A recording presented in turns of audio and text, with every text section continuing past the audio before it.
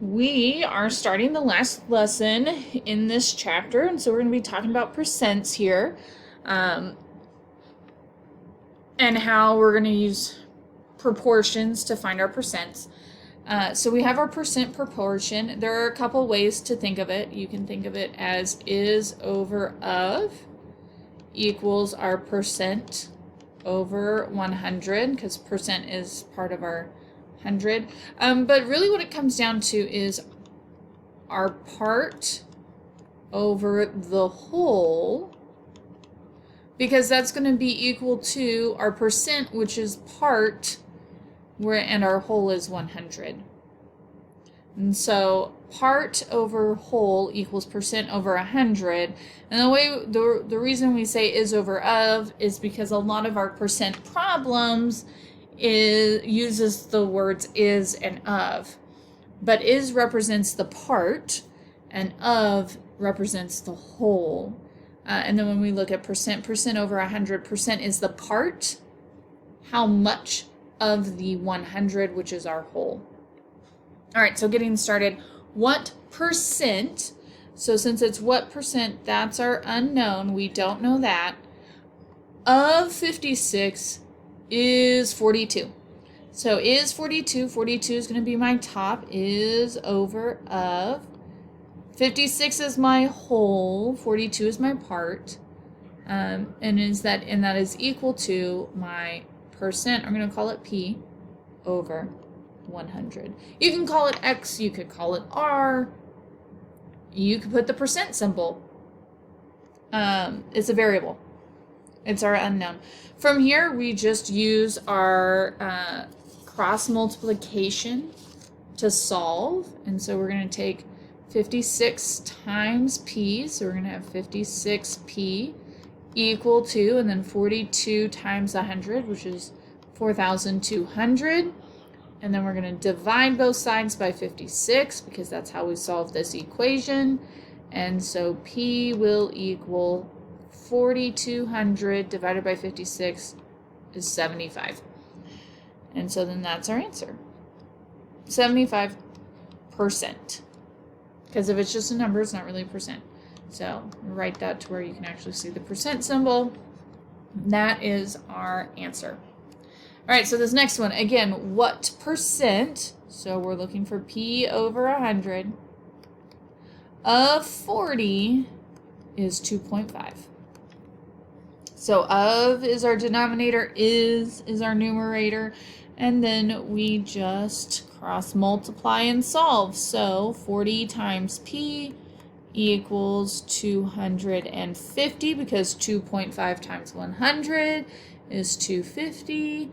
And then we divide by 40, and we end up with X being 6.25%.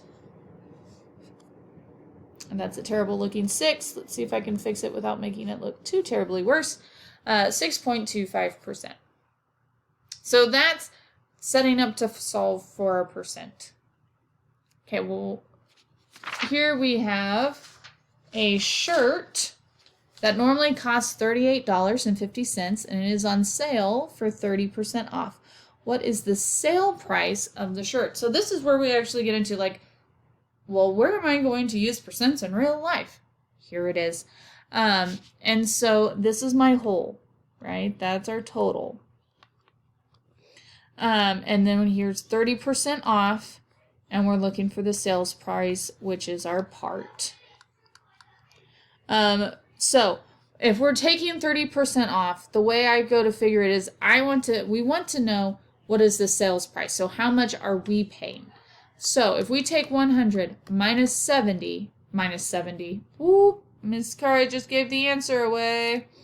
We take 100 minus 30, because that's our percent off, we are paying 70% of the total cost.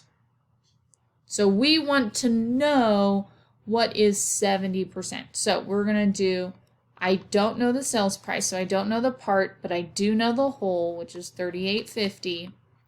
I do know that I am paying for 70% of it out of the 100, right? And then from here I solve. And so I'm going to get 100x equals 38.5 times 70 is 2,695. And then from here I'm going to divide by 100. And so we get that we are paying 26.95.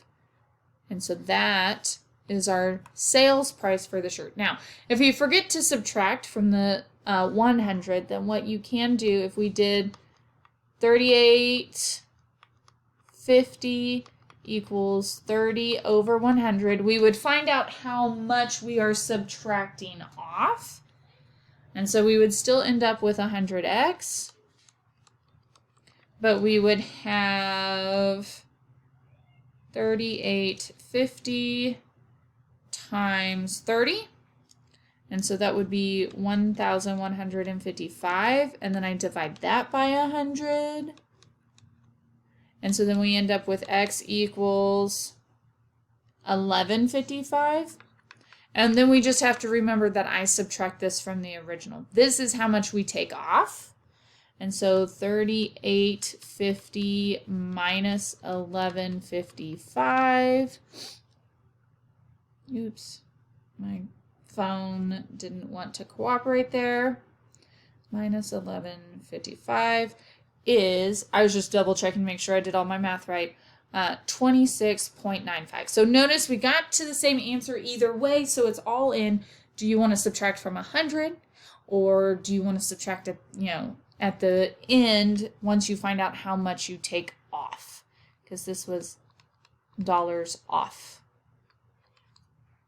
Okay, we end up with the same number in the end. So either way, wherever you do that subtraction, as long as the subtraction happens, that's what it comes down to. All right, next one, 125%. So I know that that goes over 100.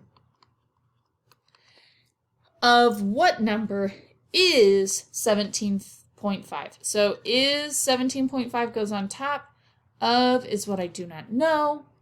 And then from here we solve. So 125x equals 1,750. Divide by 125. And x will equal 14. Sorry, I was doing some calculation there.